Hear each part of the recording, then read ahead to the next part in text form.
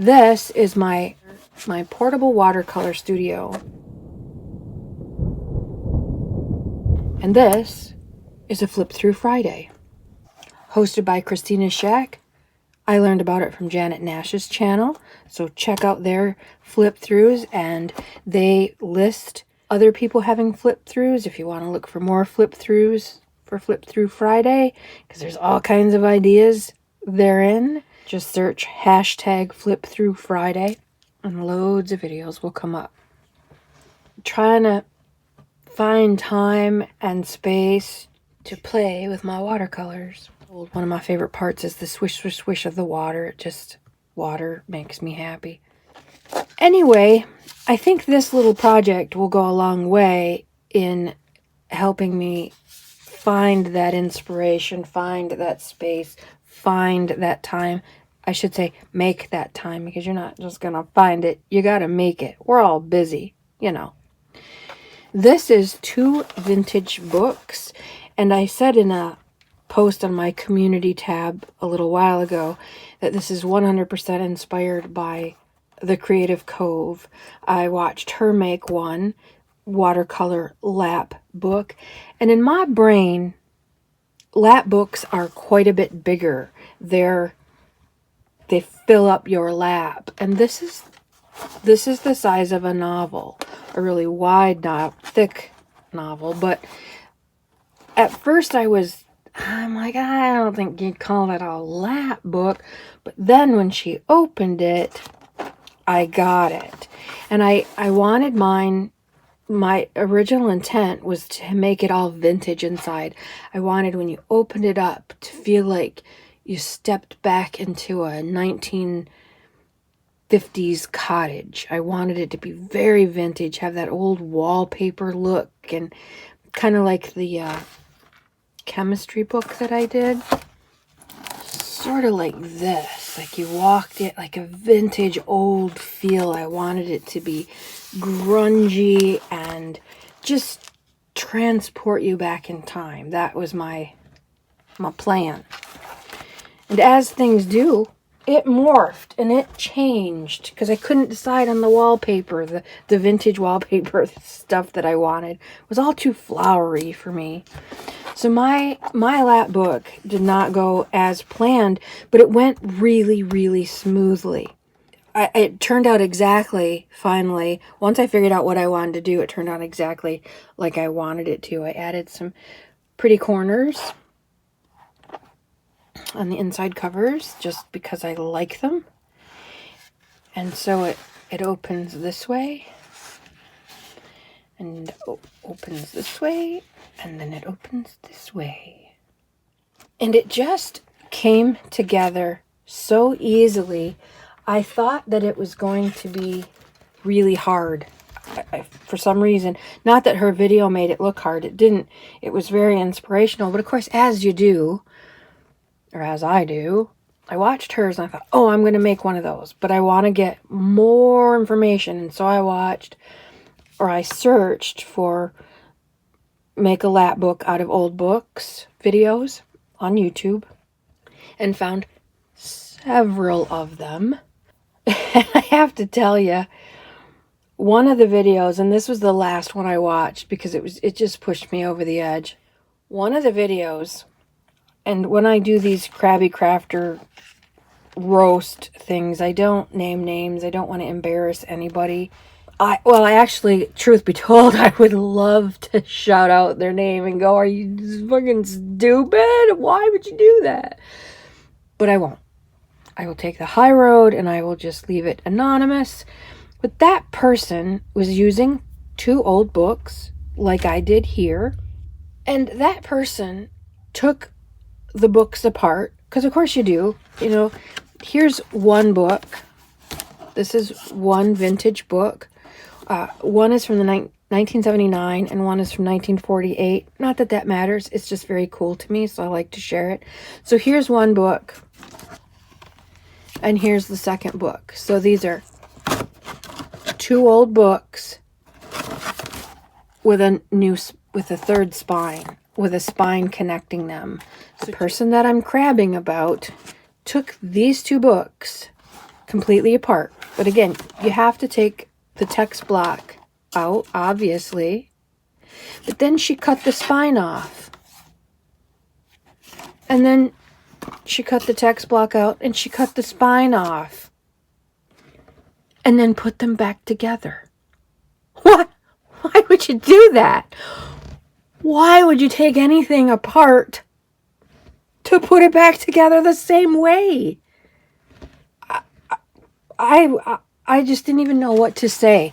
So what I did is I took my text block out, and I took my text block out. I laid the two books on the table. I tried to pick two that were as close to the same size spine as possible, so that you can see that they're not quite perfect. This one's a little bit skinnier, but not by much. I laid my two book covers out on my table. I pulled out a piece of heavy chipboard. I am pretty sure it was the back cover of one of my distractions books. And when I laid it down, it wasn't quite thick enough this way. And I had enough to double it. So I cut the fringe off. I cut it in half, glued these two pieces together. Could have folded it in half. Don't have to take it apart to put it back together. I thought one would do it. It didn't. That made it the perfect width. It made this spine the same width as the book's covers. Super easy. It came together as if I wasn't doing it, like it was on autopilot. It came together so easily. And then I finally decided on this gorgeous, gorgeous digikit that I purchased a long time ago. I've printed this on Avery labels that I got from thrift hauls before, so you've seen some of it. I'll put the link below to the kit. Absolutely beautiful, watercolory, vintagey, grungy, but not vintage colors necessarily. Nice and bright. I just love this. And I posted on my community tab because I thought it was nearly done. So I took a quick snap and gave you the teaser and realized I wasn't anywhere near done. There was so much more that I wanted to do with it. So I did. So first we'll start at this end. This is just ribbon that I've stamped. Velcro from Dollar Tree, little Velcro dots to keep, because this is going to travel. I don't want stuff sliding all out. This is an expandable pocket to hold my tiny little watercolor block. It's perfect for that, and that will sit right in there. Like Michelle at Creative Cove, I made a box from a Triscuit box to hold, this is one of my very favorite treasures that I have. It's very old. I've had it probably 30 years. It's a Winsor & Newton Cotman watercolor kit. And I got it for when I traveled, along with that tiny little watercolor block. It has a thumb holder here. See, this cover comes off. It opens up, and you can tell it's well loved. I never clean off my palette. This is my favorite color. It's called Palette Gray. This is all perfectly fine, good paint to use. So I very rarely clean off my palette at the end of a painting session. Two little tiny sponges. This cover that I just took off sits here. 3 mixing spaces. Now these pans, some of them are the original colors, but they're Cotman, meaning student grade colors, not quite like professional artist quality colors. So when the pans got emptied, or there were a few that I just didn't like the color, I popped them out of the pan and filled it with my own colors. This is a flask with water in it. You pop that top off, you glug it into here, put it back for your mixing space. This little guy is a travel sable watercolor brush. Teeny, teeny, tiny. I don't use it for much of anything. But I'm really proud that I still have it after all the places we've traveled together and all the times I've had it in and out. So I built a little box to fit this in. Isn't that just snazzy? That fits in there. And there's just a tiny little bit of wiggle room. So I can, for that little palette, I'd probably use this size 6 round brush for most of everything. Because a good brush, you can get nice big washes and teeny, if it comes to a really good point, you can get teeny tiny little details as well. So there's enough room in here to tuck in 3 brushes or more. Right now I've got my mechanical pencil there. It can also go on one of these ribbons. These ribbons here, I have pen size sprayers, water sprayers. I can't find them right now, otherwise they'd be in here, but that's what these are for. I can fit at least 2 here, probably 3 or 4 here, because that's just extra water. And I spray a lot. I use a lot of water and watercolor, and so if I'm traveling or if I'm outside, I want a lot of water. I want extra water, not just what fits in here. So that's what these are for. I cut up a heavy-duty page protector, and I built myself a pocket all the way around so I can fit my salt in there. And there's 3 layers. There's the page protector, so I can fit salt behind the page protector. There's the page protector itself, so I can fit salt in there. And I didn't like seeing the salt, so I covered it, but I only glued the sides and the bottom. So there's behind the page protector a pocket, there's the page protector for salt, and then in between the cover sheet is more places to tuck salt. So this is jam-packed, and it goes here, here, all across, and here. I'll never run out of salt. If I use that much salt in one sitting, that's a lot of painting, but I'll never run out. And I was so happy to have thought of that for my little traveling studio. So again, spray water here, and they have to be small. I was thinking something like this, because that's a lot of water, but it doesn't close right. This sits there, so it has to be kind of skinny. I think Eve at Bohemian Crafting would be proud of me. I felt like I was engineering like a crazy person. It took a long time for me to figure out exactly what I wanted and make it work. When I took the picture, I had all the back sheets down, but I liked the way that it looked so much that I didn't, if I put a pocket in, it would cover it up. Or if I was thinking I would use page protectors, number one, to protect these because I don't have a laser printer. So if I get this stuff wet, it's going to run the ink. So I was thinking of putting page protectors over and making pockets out of page protectors. But then I thought, as soon as I put something in that page protector, you're not going to see my beautiful papers. So I thought, well,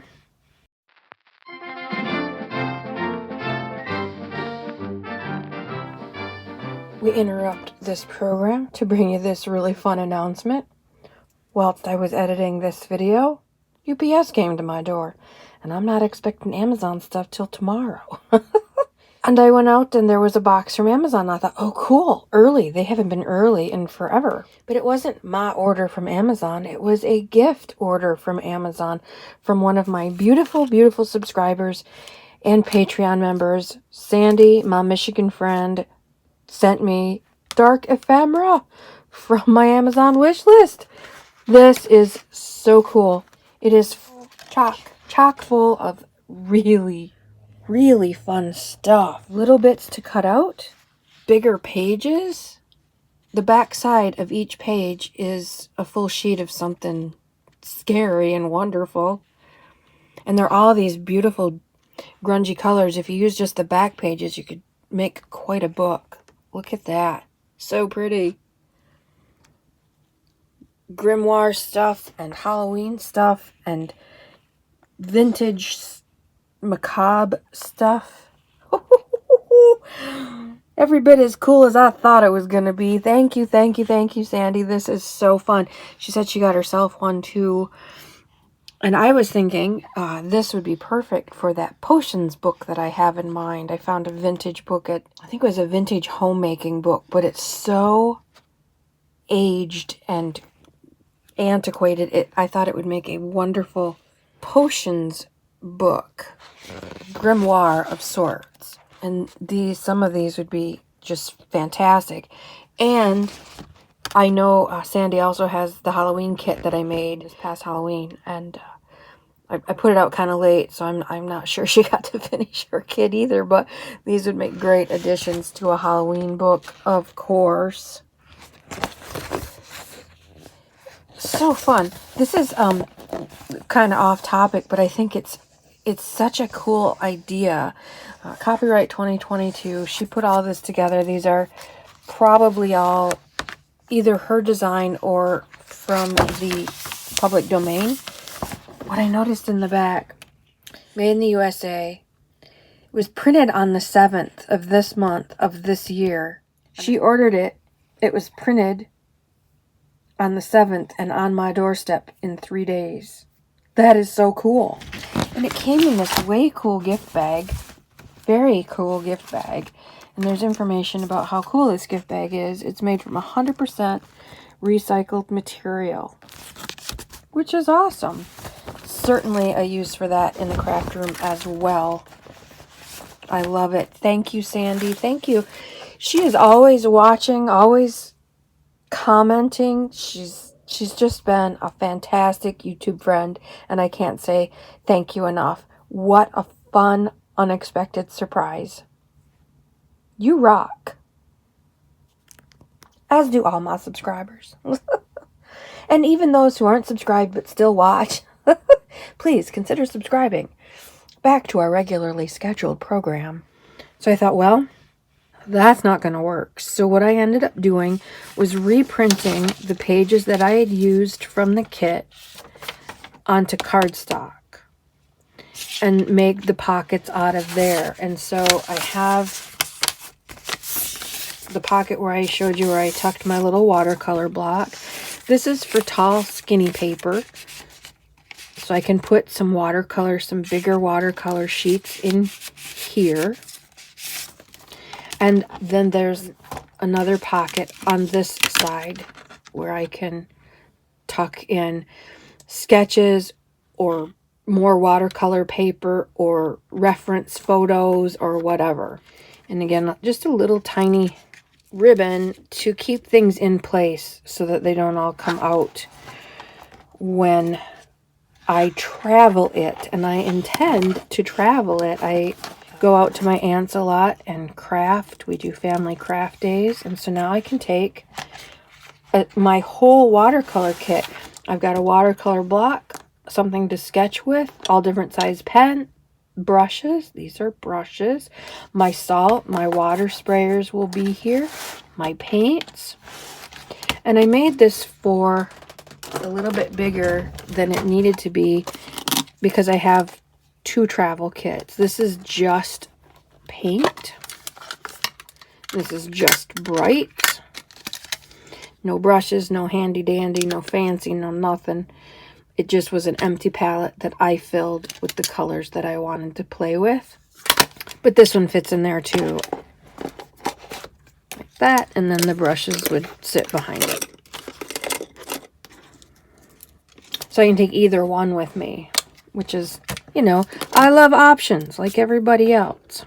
What I want for closure are bigger versions of the silver bulldog clip so that I can clip it closed here. But these would also serve as, I might make a writing board to stick in here too that would be matchy-matchy, that would come out of here that I could clip paper to and paint on like a mini desk, a traveling desk, a lap desk, a writing board. And the bigger clips would not only function as the closure, but also function to keep my painting in place whilst I work on it. And these little buggers just won't do. I don't have any of those just now, so that's something for the shopping list, never-ending shopping list.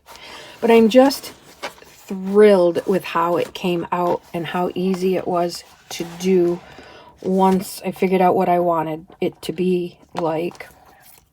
Once I figured out what I was doing. I am going to make, out of these larger books, one for sketching. A sketch lap book.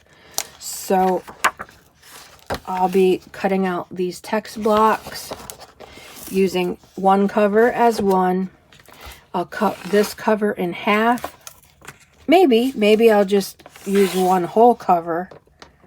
I haven't figured that out yet, but it'll be very similar, but bigger. This took a long time to do, but now I've kind of figured out, so it shouldn't take as long to do the big one. One of these vintage books, I don't know which one it is, and I don't even know if you can tell, but they're a different color, even though I painted them the same color. One of them is red, and it took so many layers of paint to get it. I wanted it inky navy blue, and it kept coming out purple, which normally I would like, but I wanted it inky navy blue. And so I don't know how many coats of paint are on here. And if you remember those books that I just showed you that are going to be my sketch lap book, those are red, so they're going to take a lot of painting. I might throw some gesso on as a base, maybe tone that red down so it doesn't eat up so much paint. I don't know. Let me know in the comments below, have you made one of these? Are you gonna make one of these? Because it's so cool. They still sell these Winsor and Newton Cottonman kits, by the way. The kit that I have that I showed in this video is about $25 on Amazon. But if I were gonna order one now, I would order this one because it has two water holders. One for clean water, one for dirty water. If you're doing watercolor and you want vibrant, bright, crisp color, don't use dirty water. So you need one for clean and one to clean your brushes. One for pure water and one to clean your brushes. So I would get this one. This one's $40.95 today. It's called the 12 half pan field travel set. They've got all kinds. When I put in Amazon Cottonman travel watercolor set, this listing came up, and there's probably at least 8 different kinds of travel kits. Many of them just paint holders, nothing fancy. But that's the one, this is the one that I would get if I were going to order it today. But I am telling you what, worth every penny, because you can refill it. And I just think it's one of the coolest things on the planet. And what a great way to make better use of it. Go check out more Flip Through Fridays. Janet Nash usually has one on Friday afternoons. And it's hosted by Christina's Shack. So go check out her channel and her flip throughs. And they usually list other flip throughs because, again, there's loads of ideas in there. Go love up the Beasleys. Don't forget. You have a lovely crafty day. Matek at the lake. Out for now.